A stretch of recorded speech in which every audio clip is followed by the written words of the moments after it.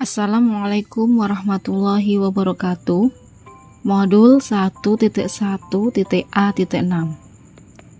yaitu demonstrasi kontekstual pendidikan yang berpihak pada anak oleh Lili Nurhasanatin SPD, CGB Angkatan 9 Kabupaten Pati. Di sini saya akan membuat suatu karya yaitu video animasi untuk menggambarkan pemikiran filosofis Ki Hajar Dewantara sesuai dengan pengetahuan dan pengalaman yang saya peroleh.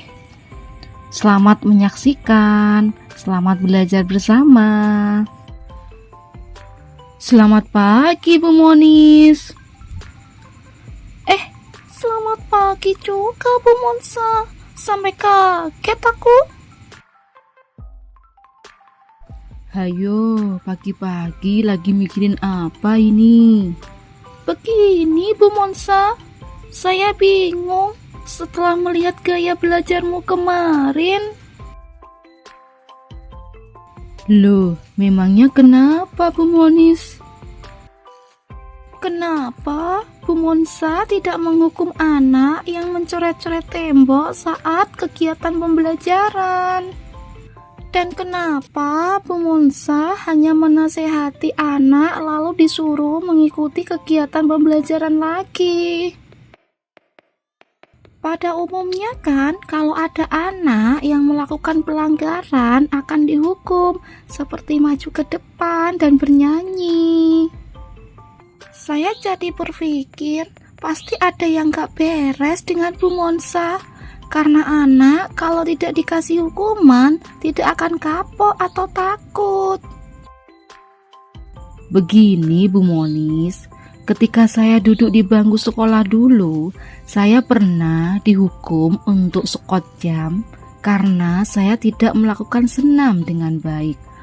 Waktu menjalani hukuman, teman-teman waktu itu menjadi penonton dan saya sangat malu sekali. Oh, jadi begitu ya Bu Monsa. Menurut saya, bagaimana kalau hukuman diganti dengan konsekuensi? Jangan menghukum anak dengan tidak relevan dengan perbuatan yang dilakukan. Itu semua sesuai dengan pemikiran Ki Hajar Dewantara, karena hal itu akan menimbulkan rasa kebencian dan balas dendam. Contoh, anak mencoret-coret tembok, konsekuensinya anak ketinggalan mengerjakan kegiatan. Jadi, anak bisa mengejar ketinggalannya dengan tidak ikut istirahat. Bagaimana hubungannya dengan pemikiran Ki Hajar Dewantara tadi, Bu? Hehehe, saya masih bingung. Begini Bu Monis, kita sebagai pendidik hendaknya harus bisa menuntun anak-anak dengan budi pekerti yang baik. Jika mendidik dengan kekerasan, maka anak akan jadi pemarah dan pembangkang.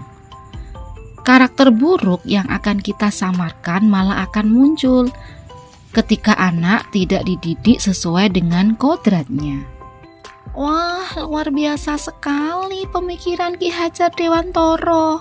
Mulai saat ini, saya insaf deh, tidak akan memberi hukuman. Saya akan mendidik dengan hati agar budi pekertinya tumbuh dengan baik. Terima kasih Bu Monsa. Oh iya, ada satu lagi. Kenapa Bu Monsa mengelompokkan anak dalam kegiatan belajar menurut saya kurang bagus, Bu? Sama-sama, Bu. Begini, saya akan jelaskan. Menurut Ki Hajar Dewantara, kita sebagai pendidik hendaknya mendidik anak sesuai dengan kodrat alam dan kodrat zamannya. Kodrat alam di sini berkaitan dengan sifat dan bentuk.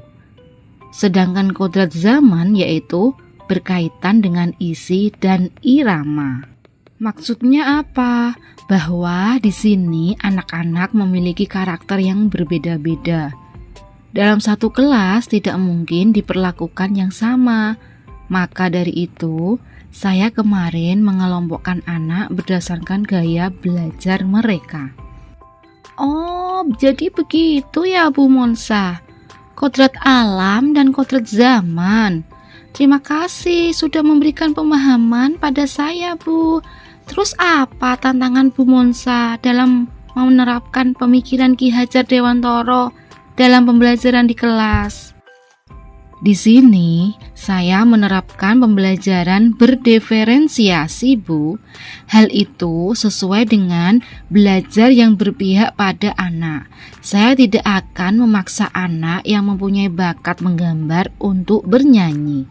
Jadi, anak bebas berekspresi sesuai dengan bakat dan potensi yang dimilikinya. Tantangan saya di sini adalah ketika mendeteksi gaya belajar anak, terkadang anak masih ikut-ikutan dengan temannya. Selain itu, kesulitan dalam menilai anak, karena bakat dan potensi yang dimiliki belum terlihat pada diri anak, sehingga saya kesusahan akan menilai anak tersebut. Lalu, apa solusi yang Bu Monsa lakukan? Biasanya, yang saya lakukan adalah meredam emosi dengan berkata istighfar atau sholawat dalam hati, kemudian menuntun anak untuk mengikuti bakat dan potensi yang dimilikinya.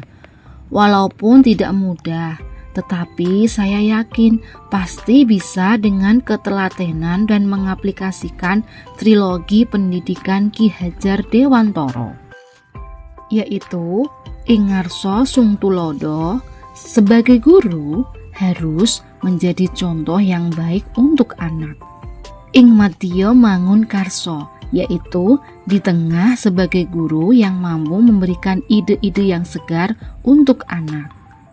Tutwuri Handayani, yaitu sebagai guru harus menjadi semangat motivasi kepada anak.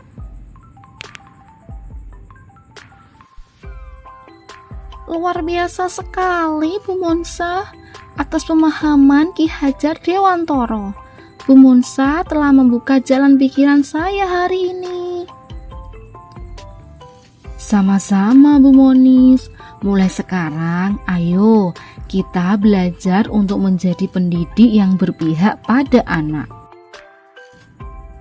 Menuntun anak menebalkan karakter-karakter baiknya dan menyamarkan karakter buruknya, sehingga di sekolah kita menjadi tumbuhnya benih-benih anak yang berbudi pekerti baik, agar mereka bisa mencapai hidup yang bahagia untuk dirinya sendiri maupun masyarakat. Terima kasih. Itu tadi demonstrasi kontekstual yang saya buat. Fasilitator Dr. Muhammad Ridho Mutakin MPDI, peserta pengajar praktik Ardita Widya Stuti SPD. Demikian tadi demonstrasi kontekstual yang saya buat modul 1.1. Sekian dari saya. Salam tergerak, bergerak, menggerakkan.